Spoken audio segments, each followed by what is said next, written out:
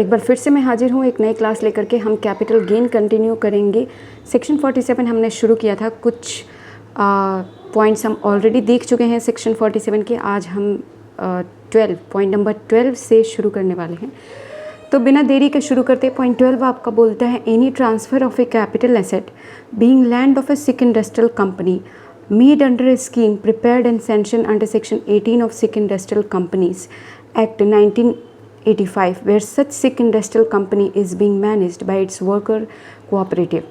However, the exemption is applicable if such transfer is made during the period commencing from the previous year in which the said company has become sick industrial company under section 17(1) of the Act and ending with the previous year during which the entire net worth of such company become equal to और exceed the accumulated loss. मेरी बात को ध्यान देना। Points जो है वो आपका ये बोलता है कि अगर कोई सिक इंडस्ट्रियल कंपनी है और ये कंपनी अगर अपने किसी एसेट का ट्रांसफ़र करती है और इसको अगर कैपिटल गेन अराइज होता है तो इस ट्रांसफ़र को हम ट्रांसफ़र नहीं मानेंगे। ट्रांसफ़र नहीं मानेंगे का मतलब हो गया कि जो कैपिटल गेन अराइज हुआ उस पर आपको कैपिटल गेन टैक्स नहीं देना पड़ेगा। अब हमारे पास है कि हमें ये कैसे पता चलेगा कि ये कंपनी सिक हो चुके हैं। उसके लिए बोला जा रहा है कि entire net worth of such company become equal to और एक्सीड द एक्यूमुलेटेड लॉस। मतलब आप नेटवर्थ निकालेंगे कंपनी का, मतलब शेयर कैपिटल प्लस रिजर्व। अगर ये मान लो 100 लाख है और जो एक्यूमुलेटेड लॉस है वो भी अगर 100 लाख या मोर देन 100 लाख हो जाता है तो इसका मतलब कि ये कंपनी जो है एक सिक इंडस्ट्रियल कंपनी, और ऐसी कंपनी अगर कोई ट्रांसफ़र करती है तो उस ट्रांसफ़र पे अगर उसे कैपिटल गेन अराइज भी होता है तो भी हम कैपिटल गेन पे टैक्स नहीं लगाएंगे, क्योंकि पैसे ही नहीं होते एक्चुअली उसके पास कि वो दे सके, टैक्स दे सके। Any transfer in a scheme for lending any security under an agreement और arrangement which the SSC has entered into with the borrower of such security and which is subject to guidelines issued by Security and Exchange Board of India or the Reserve Bank of India in this regard। देखो, अगर आपने SFM पढ़ा होगा तो आपको एक चीज़, आपने एक कंसेप्ट पढ़ा होगा लैंडिंग ऑफ सिक्योरिटी, जिसमें क्या होता है, मेरे पास अगर एक रिलायंस का शेयर है तो मैं उसे बेच नहीं रही हूँ, मैं उसे लैंड कर दे रही हूँ किसी और को। और जब मैं उसे लैंड कर रही हूँ मतलब मैं उसे रेंट पे दे रही हूँ, तो हो क्या रहा है, मुझे कुछ इंटरेस्ट मिलेगा उसके अगेंस्ट, मुझे रेंटल इनकम एक टाइप की आएगी अगर आप उसे बोले तो।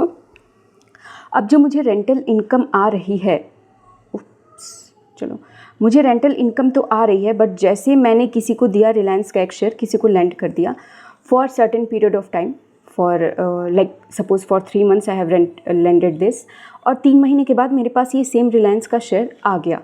मैंने 5 शेयर लैंड किए थे, मेरे पास ये 5 शेयर आ गया। अब होता क्या है कि एक तरीके से देखें तो आपके पास ये रिलायंस के शेयर्स पहले नहीं थे, एक तरीके से एक्सचेंज ऑफ शेयर्स हो रहा है रिलायंस के शेयर का दूसरे शेयर के साथ।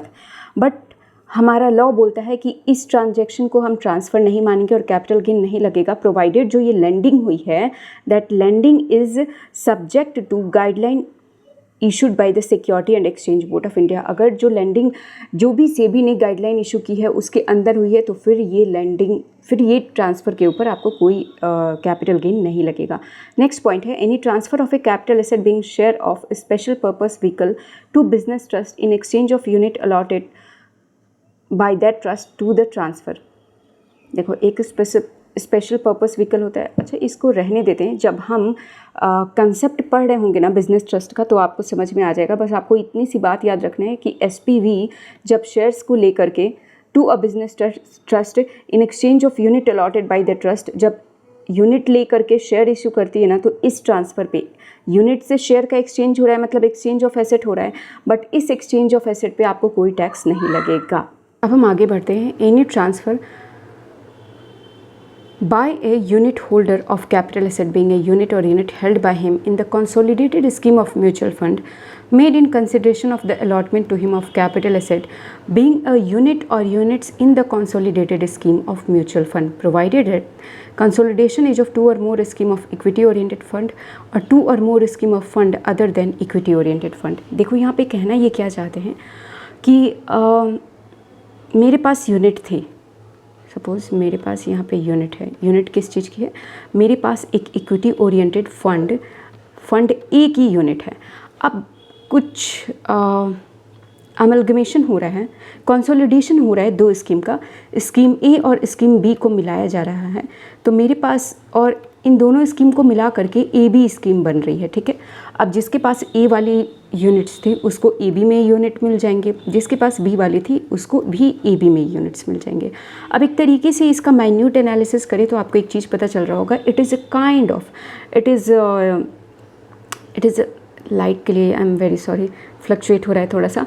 तो ये क्या हो रहा है हमारे पास कि एक्सचेंज ऑफ एसेट हो रहा है। मेरे पास से ए का गया यूनिट जो है, जो फंड ए था उसके यूनिट मेरे पास थे, वो मेरे पास से चले गए और मेरे पास किसके यूनिट आ गए, ए बी के यूनिट आ गए। तो ये जो एक्सचेंज ऑफ यूनिट हुआ, एक्सचेंज ऑफ एसेट हुआ, उस पर ये बोल रहे हैं कि ये कैपिटल एसेट जो है, इस ट्रांसफ़र पे कोई कैपिटल गेन नहीं लगेगा। आई होप आपको समझ में आ गया होगा। मैं एक बार शॉर्ट में रिपीट करती हूँ कि जो आपके पास यूनिट जा रहा है फंड ए का और आपके पास ए बी का यूनिट आ रहा है, तो that is a kind of exchange of asset. अब एक्सचेंज ऑफ एसेट पे आपको टैक्स, अगर कैपिटल गेन लग जाता है, अगर कैपिटल गेन होता है तो टैक्स लग जाता है। But in this type of transfer, ये जो एक्सचेंज ऑफ यूनिट हो रहा है, इस पे no capital gain will arise, because हम इस ट्रांजेक्शन को ट्रांसफ़र ही नहीं मानेंगे। प्रोवाइडेड दैट, एक कंडीशन इन्होंने लगा दी, जो कंसोलिडेशन एज ऑफ 2 और more scheme of equity oriented fund. मतलब कि मैंने बोला कि ए और बी को मिक्स किया जा रहा है, मतलब ई भी एक इक्विटी ओरिएंटेड फंड है, बी भी एक इक्विटी ओरिएंटेड फंड है और ए बी जो है ये एक इक्विटी ओरिएंटेड फंड बन जाएगा। और अगर ए डेट ओरिएंटेड फंड है तो बी भी डेट ओरिएंटेड फंड है और ए भी डेट ओरिएंटेड फंड बन जाएगा। बट ए इक्विटी ओरिएंटेड हो और बी डेट ओरिएंटेड है और इन दोनों को मिक्स किया जा रहा है, तो उस ट्रांसफ़र पे आपको कैपिटल गेन लगेगा, उसको ट्रांसफ़र मानेंगे। सिंपल सी बात है। आगे बढ़ते हैं। Any transfer by a unit holder of a capital asset being unit or unit held by him in the consolidating plan of a mutual fund scheme made in consideration of the allotment to him of a देखो एक चीज़ ध्यान रखना, कई बार ऐसा भी होता है ना, जैसे मैंने आपको बताया कि म्यूचुअल फंड की एक स्कीम है, ओके। अब ये इक्विटी ओरिएंटेड फंड है, स्कीम है, स्कीम का नाम है ए। अब चलो इधर देखते हैं। अब ये जो स्कीम है, इस स्कीम में कई सारे प्लान्स भी होते हैं, मतलब कि प्लान ए हो गया, प्लान बी हो गया, प्लान सी हो गया, प्लान डी हो गया।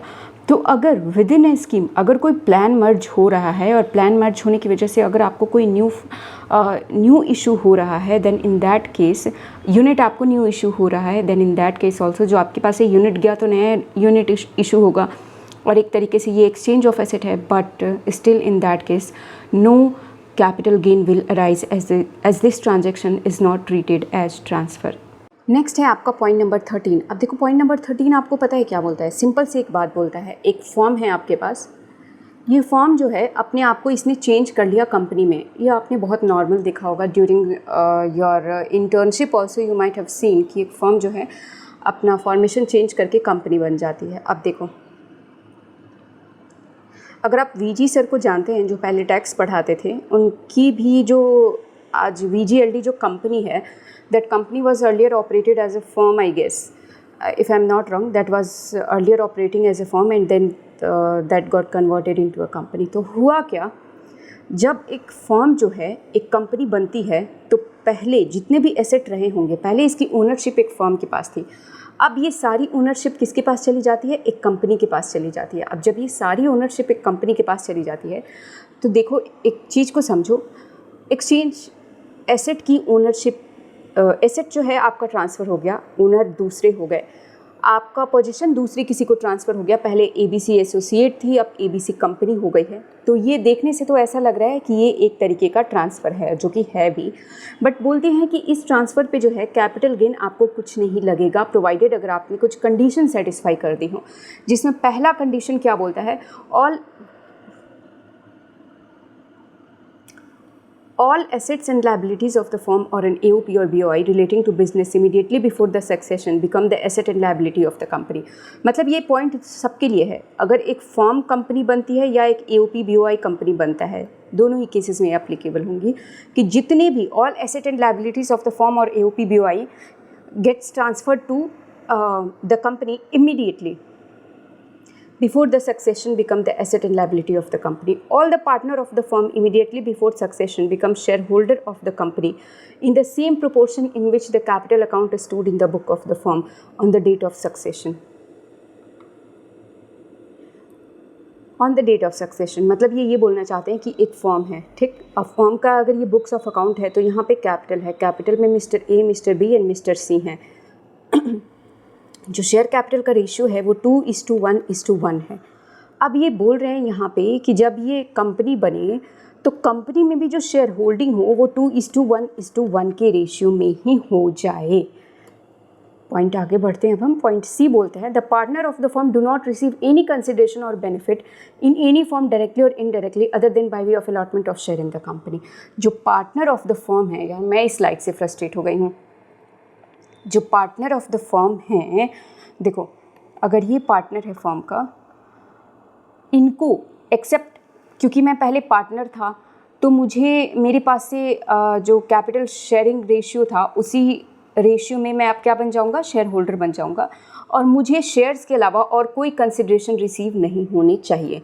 पॉइंट डी है आपका, the partner of the firm together hold not less than 50% of the total voting power in the company and their share holding continue in such manner for a period of 5 year from the date of succession. बोलते क्या है यहाँ पे कि मैंने आपको बताया था ना कि ABC हैं और ये तीनों पार्टनर, इनका कैपिटल जो है वो 2:1 के रेशियो में है। तो ये बोल रहे हैं कि जब आप एक शेयर होल्डर बने तो आपको जो शेयर होल्डिंग है वो भी इसी के रेशियो में रखनी है। इसने 50 लाख कैपिटल लगाया तो आप 100 लगाइए, और ये भी जो है 50 लाख ही लगाएगा, ठीक। 2:1 के रेशियो में आ गए। अब ये बोलते हैं कि जो टोटल शेयर कैपिटल है, अगर टोटल शेयर कैपिटल 200 लाख है, अच्छा चलो मान लो टोटल शेयर कैपिटल हम ले लेते हैं 300 लाख, तो टोटल शेयर कैपिटल का एटलीस्ट आपको 50% तो होल्ड करना ही है। मतलब 150 लाख तो आप होल्ड करें ABC, और बाकी 50 लाख आप कोई और होल्ड कर सकता है, may be 1%, may be more than 1%, but 150 lakh ABC should hold. और कितने साल तक? 5 सालों तक होल्ड करने चाहिए। तो अगर मैं देखूँ अपने एग्जाम्पल में, मैंने यहाँ पे 100 लिया था और यहाँ पे 50-50 लिया था, और मैंने लिया कि मेरा टोटल जो है वो 300 लाख का शेयर कैपिटल है, तो एटलीस्ट 150 लाख तो ABC होल्ड करने चाहिए। बट मेरे केस में 200 लाख ABC होल्ड कर रहे हैं, देन दिस इज़ गुड, हम कंडीशन को कंप्लाई कर रहे हैं, हमारे ऊपर कोई टैक्स नहीं लगेगा। बट अगर लेस देन 200 लाख होल्ड करते हैं तो फिर ये हमारा कंडीशन कंप्लाई नहीं होता और इस ट्रांसफ़र पे कैपिटल गेन लग जाता। और हमें कितने सालों तक होल्ड करना है? 5 साल तक होल्ड करना है। In such manner for a period of 5 year from the date of succession. जिस दिन सक्सेशन हुआ उसके 5 साल तक फाइनेंशियल ईयर का नहीं गिन रहे हैं। अगर 30 जून 24 को सक्सेशन हो रहा है तो हमें यहाँ से 5 साल गिनना है, मतलब 25, 26, 27, 28, 29, 2, 3, 4, 5, 30 जून 29 तक, 29 तक जो है ABC 50% of the share capital hold करने चाहिए। अब बाकी बोल रहे हैं आगे यहाँ पे, द डीम्यूचुअलाइजेशन और corporatisation of recognised stock exchange in India is carried out in accordance with the scheme of demutualisation और कॉर्पोरेटाइजेशन अप्रूव्ड बाय सेबी। अब मैंने आपको एक कंसेप्ट बताया था जहाँ पे मैंने आपको ये बताया था कि पहले जो हमारा स्टॉक एक्सचेंज था ना, वो stock exchange it was in the form of cooperative society, नहीं I guess AOP था, not in the form of cooperative society, it was kind of an AOP or BOI something like that which got converted into company। तो इसके लिए यहाँ पे एक additional चीज़ ये बोल रहे हैं कि अगर कोई फॉर्म, देखो फॉर्म टू कंपनी हुई वो सबके लिए एप्लीकेबल है, बट यहाँ पे भी तो फॉर्म टू कंपनी हो रही है ना, ठीक है। तो ये सारे point up two point D इसके लिए भी एप्लीकेबल होंगे, बट एक एडिशनल पॉइंट इनके लिए और एप्लीकेबल कर दिया कि ये जो कन्वर्जन हो रहा है from form to company, that is जो स्कीम बना हुआ है इज कैरिड आउट, जो भी सेबी ने स्कीम बनाया है कि आप इस तरीके से, अपने स्कीम में लिखा होगा कि आप इस तरीके से स्टॉक एक्सचेंज को कन्वर्ट करेंगे, उस स्कीम के अंदर ही होना चाहिए। I hope you understood this point. आगे का पॉइंट अब हम देखते हैं। अब जैसे हमने वो पढ़ा ना कि फॉर्म टू कंपनी बन रही है, यहाँ पे हम पढ़ने वाले हैं क्या, सोल प्रोप्राइटर।